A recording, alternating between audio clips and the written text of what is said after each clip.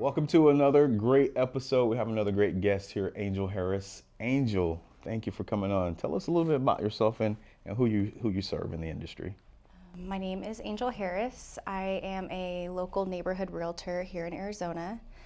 I am also known as Open House Angel. I assist with the app Open Houses Direct, and it is the easiest app to find open houses. It also connects you instantly and directly with the agent holding the open house. So I'm excited to be here. Thank you for having me. Awesome. Thanks for being on. I appreciate it. So you mentioned while we're off camera that how you got in the industry was kind of through podcasting. Is that what you said, or? Well, I had met someone, if we kind of take it back to the Yeah. beginning, when I finally passed the test and got my license, I interviewed a couple different brokerages. It was very important for me to find somebody that I aligned well with. I was mainly looking for a female role model, somebody that I could see myself, or just somebody I could look up to or that I saw in myself. And hold on, let me think for a second. Yeah, I'd interviewed a couple different brokerages, and when I came across Kimberly Toko, she was my first mentor. We sat down and had lunch together and hit it off instantly, and so I had decided to join eXp Realty with her. Okay. And she used to hold podcasts over at Sneaky Big Studio, so I would go with her once a week and record some podcasts, and because I was able to go to these events, I met tons of other real estate agents in the industry. So it was kind of a way to get on board and meet a bunch of different people and start learning what real estate was all about. Cool.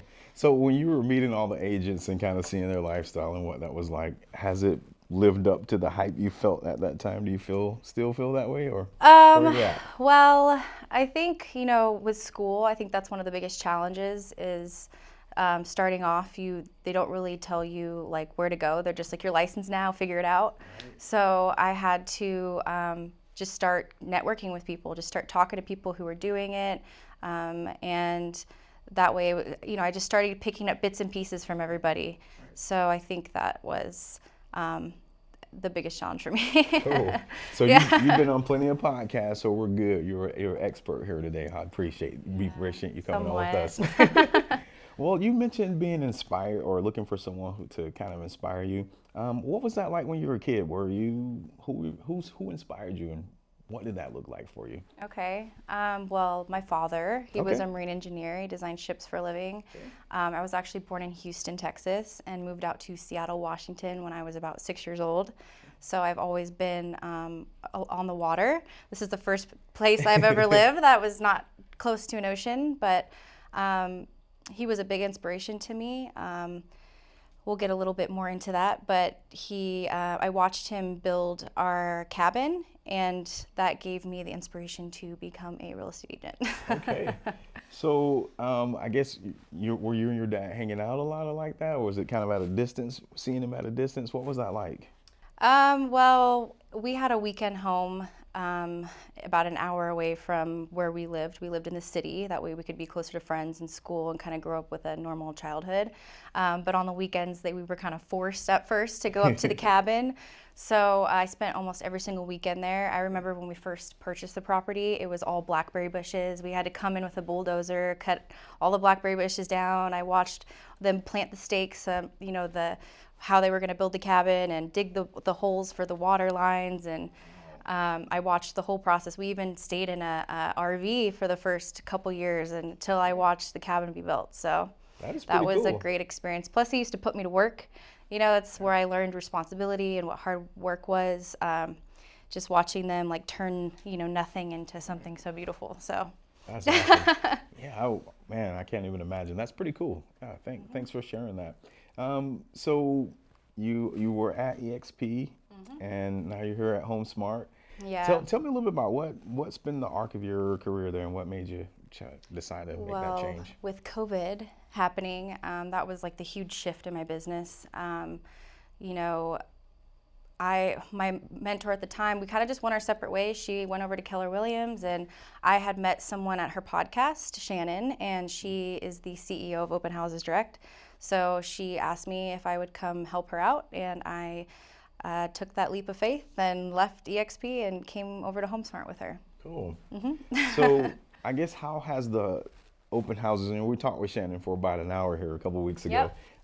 So she kind of gave me her perspective on it, but I wanted to kind of get yours as well. Like as a producing agent using the platform, how does it help you? What does it do for you? I think the best thing, especially as a new agent, it was kind of like a like an icebreaker to the industry, because that way I wasn't just kind of going in and being like, "Hi, I'm Angel. Like, you know, I'm new agent." It's kind of like, "Hey, have you heard of the new app Open Houses Direct?" And it's a great tool, and so it's just been kind of a way for me to interact more with people and give them something excited to talk about. That's interesting. That's an interesting thought, because I guess we all feel this way to an extent, where we feel that we don't really want to talk about ourselves, not necessarily sell ourselves, but there's something that we can talk about and sell that we feel a little bit better about. I guess how has that helped you in the industry? What has that done for you? I guess to help you grow. How does that help? Well, I mean, I've been able to market myself tremendously through the app. I will take 50 door hangers and I will go hang them around the neighborhood of the open house that I'm holding that day, and inviting all the neighbors to my open house. And then when I hold the open house, I get every single person that comes through the door to check in prior to entering. And then that kind of just gets it out of the way, so that the rest of the time I can build rapport with them and get to know them, and not just have it be so about, are you working with an agent or not, Right, So. Right. Okay. Cool. Thank you. So what does your family think about what you do? My family? Yeah. Well, it's kind of a sad story about my cabin. March 22nd, 2014, a landslide hit, and my parents happened to be there that Saturday morning. So I lost my parents and I lost the cabin that I grew up at, and that's kind of what pivoted my journey. And I had picked everything up and moved to Arizona because I have an older sister who lives out here.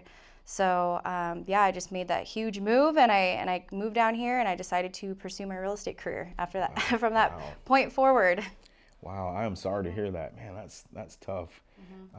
So I guess, thinking about that and moving here, what were your hopes? What were your dreams? What did that look like for you? I mean, I think after something like that happened, it took a while for me to grieve and figure out how I was going to move forward from it. And I had to kind of dig deep into like my passions and what made me happy. And I actually remember having a conversation with my dad not too long before that, and we kind of both decided that real estate would be a good career for me to go into. So then when it happened, I decided I was going to make that happen. So I focused, and I left everything behind at home. I moved down here, started like a new life, got really deep into real estate, and it's been my passion ever since. So. Thank you. So what if there has been any misconceptions, has there been any for you, or what have you had to overcome to make this work out for you? Yes, overcome is a big thing of mine. I have had to overcome a lot to get to where I am, and the thing about that is I never gave up. Even during the hard times, I kept pushing forward. I believed in myself, and I just stuck to, I was true to myself and didn't let anything get in the way of my dream. Cool. So what I guess your favorite client, if you have one, what does that person look like? My favorite? Yeah. I had like the cutest old lady come into my open house the other day, invite me to church and coffee, and her husband had just passed away, and she was looking to sell her 5 acres. It was just too much land for her, and she actually had family in Seattle and had been to Texas, so we had a lot in common. So I think maybe that's a big thing, is just having something in common with people. It's part of the business that we're in, is you have to be a people person, and so it just kind of, I fill people out. I'm not too pushy with people. If they want to open up in a conversation with me, I engage in the conversation, and I kind of just go with the flow. But I've just met some great people that, I mean, a lot of people are traveling, and I think that's why real estate's so exciting, is because you meet people from like all over the world traveling. So it's just been fun just to meet people, hear their stories, and be able to connect with them. Cool. So, do you feel like you've been in the industry long enough to have a crazy story where, wow, this happened to me and I couldn't believe it happened? Have you gotten that yet, far yet? Well, I did sell my first house on the 22nd of last month. Congratulations. Thank you. I had helped with, my mentors had helped me with my first few sales, but this was like my first one that I got my client organically and wrote the whole contract and did everything on my own. So that was exciting. But there was some challenges with it. First of all, we were a backup offer.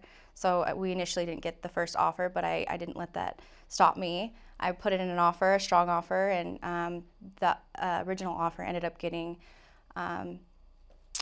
it fell out. So we were the next in line. And I was so excited for my client. She's like, if God wants me to have this house, then I'm gonna have this house. So it was just so nice to be able to get the home for her. And throughout the process, we had our contract. It went under contract February 9th, and it was supposed to close March 9th. But closer to the end of the month, and we're supposed to close in less than a week, and there was a hiccup with some credit issue. So I had to get the contract extended by a couple weeks, which they accepted. And on top of that, I was able to negotiate in all of the furniture so that my clients could continue to use it as an Airbnb. But at the end of the transaction, I was there doing my final walkthrough with my clients, and they beat me there. And they were like, called me up, like, someone's inside of the house, like freaking out. And I was like thinking maybe somebody broke in, and I was like, okay, we'll go knock and find out who it is. And I guess it was the seller, and they're like, the seller's not supposed to be here. They were all upset, and they're like, he's taking stuff. And I was like, oh my gosh, like, I didn't know how to navigate that situation. So I showed up, and I guess he had already left, and he had taken some sheets and some what they had claimed had been personal items. But when I was talking with the agent, they had told me that everything, including all the personal items, would be left.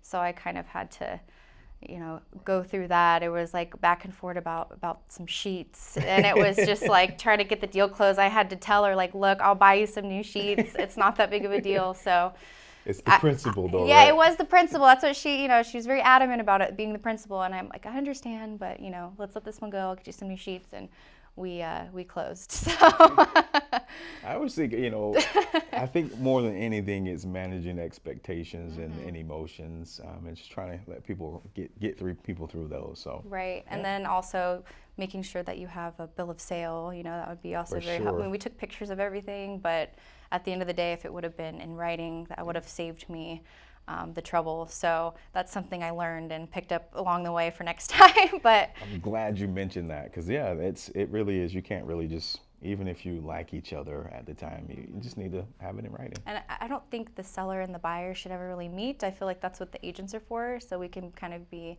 the mediator for that. And so it was kind of like, uh-oh, what do I do? Lesson learned, but learned early enough too. Yep, so, cool. And that's the whole point about being new, is you're going to make mistakes, and you're going to go through things that are challenge your new skills. Right. So For sure. That's the whole part about growing and getting better. For sure. Thank you.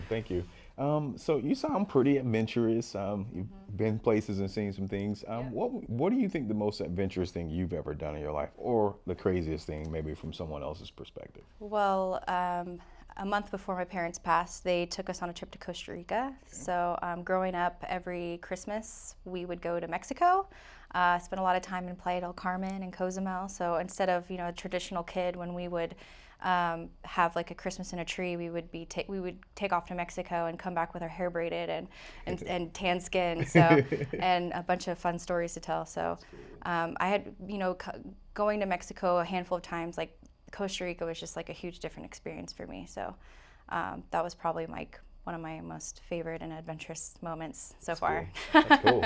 You have plenty of life left, right? Right. I think it was adventurous for you to just jump up, pack up, and move across states. Right. There's just so many people who aren't willing to do that. So yeah, congratulate you on Thank taking you. that. Well, coming from Texas, from the south to the northwest, and then traveling to Mexico, and I kind of grew up traveling. My dad traveled a lot, so I think the concept of moving here, I mean, it was like I can always go back home if I need to, And then honestly, I've never even been back since. Like I've had no desire to go home. I love it here so far. I joke around and I say I left the 206 for the 602. I went from the rain city to the sun city, so. It's the definitely complete different, opposites. for sure, for sure. So. That's that. I appreciate that. Cool. Yeah. So just thinking about your life and the things that you've been through, what would you say you've learned the most from, I guess, your most memorable, like, aha, got it. In real estate or in general? Just in general. I mean, I just love talking about real estate so much right Yeah, now that could be because fine I'm too. like literally like all in 100% real estate. I feel like I'm a student. Well, not just in real estate, but a student of life, Right. And right now, like I was telling you before, that I have 2 coaches that I'm training with Mondays and Wednesdays. I'm actually at the very end of the month. They have a retreat in Destin, Florida. So I just booked my ticket to there, and they're doing. They're going to have more coaches there and more training. So I look forward to that. And then as well as every weekend, I do my open houses, which I love. I actually have one on Sunday coming up. And Shannon, usually we will partner up and do open houses together. But she'll be out of town. She travels a lot. So I just think it's so fun that when I get a chance to be with her, like I just kind of shadow her and watch her and see how she talks to people. And it's just, I've just been, I'm on a mission to grow and get better. And it's so fun. And I think I'm working on my confidence and my communication and being a local expert in the neighborhood. So, yeah. So where are you in 10 years? In 10 years? 2031. Wow. Where are we here? Okay, well, I am actually starting my first investment property. Okay. I'm going to be renting out my condo and buying another house. So in 10 years, Nice I'd love move. to own a handful of investment properties. Maybe one day I'll buy my own land and build on it, and maybe somewhere on a lake or a river, somewhere by the water. And I don't know if I plan on living in Arizona my whole life, but definitely with the business that I'm in, I can take it anywhere with me. So I think that's the most exciting part about real estate. And yeah, I mean, maybe somewhere that I've never been, maybe somewhere on the East Coast, because I've never lived on the East Coast. So who knows? We'll see what happens in 10 years. 10 years, right? It's a long time, yeah. That's awesome. All right. So I guess I'm just always thinking about people's youth and things that they've done interesting. What's a unique way you've made a living or put food on the table? A unique way? Yeah. Well, I used to make coffee back in Seattle. Coffee's really big Right, out there. it is. So I was in the coffee business for a long time. I know bikini coffee is also a big business out there. So, I mean, they have a Bikini Beans out here in Arizona, in Phoenix, which the owner, I believe, is from Washington State. So, yeah, I was just in the coffee industry. There's one almost on every single corner. And yeah, I hustled making coffee for a long time. And I think it was really nice to do that because it gave me more people skills. And you never know if somebody's having a bad day or not. Like you could be that one person and just make their whole day. So yeah, I was just able to get out there and meet people and put a smile on their face and travel around the state. So it was a lot of fun. Yeah. Cool. Is there anything you redo? No. Honestly, I feel like everything aligns. It's kind of cheesy to say everything happens for a reason. I don't necessarily believe everything does, but I feel like a lot of things do. I feel like it was no mistake that I met Kim and then I met Shannon. Like everything's kind of aligned perfectly with where I'm at, and so I wouldn't redo anything over. Good answer. Good answer. Yeah. I talked with you off camera briefly about books because I just love and I'm fascinated by what people read and more about what touches them. So just wanted to kind of ask you that. What are you reading right now? Okay, Where well, are you one at? book that I started reading, I mean, besides my real estate book, I dug my head into that thing for a whole year. I was like at the pool with my book. Like, I wouldn't leave. That book was so torn up. I took that book everywhere with me, on the plane, on the train, at the pool. Like, always had my real estate book. That was like the number one book, right? That's good. That's something to say. And then I started reading like The Miracle Morning and things like that. Something I've learned is, trying to structure my week better. I think I lacked structure for a long time, and I think that was very important to me to kind of get back on track with reading in the gym and getting up earlier. And so that book kind of opened my eyes to that. And then I just purchased about 5 more books, so I'm excited to start reading them. One of them's Do the Work, the other one is The Daily Stoic. And then I'm trying to think of the other ones. Obviously, The Secret is one of them. And staying positive, that's a big thing of mine. Yeah, and I can't remember the last book. Someone bit you But with there's the one bug, more. huh? You're like, you need these books. I to get mean, out. yeah, with a lot of the training, they just drop bombs. They're like, Yeah. this book, that book, and I'm taking notes, writing it down. So I just started purchasing these books, and now with summer coming up, I'll be back out of the pool with my books. And, I'm trying to make it a thing where I'm reading at least a chapter a day. So Cool. Knowledge is power. Very well is. That is for sure. Well, I appreciate you coming on. It's been fun chatting with you. I always like to give you the last word. Sometimes people just use that to preach. Yeah. Or just telling us how we Right. can find you. So Yeah. I really appreciate you coming on and sharing what you did. Yeah, Any appreciate it. last Thanks for words? having me. Yeah, you can find me on Facebook and Instagram at Open House Angel, or you can download the free app, Open Houses Direct, and contact me instantly and directly on there. Awesome. Thanks for coming. I appreciate it. It's been fun. Thank you.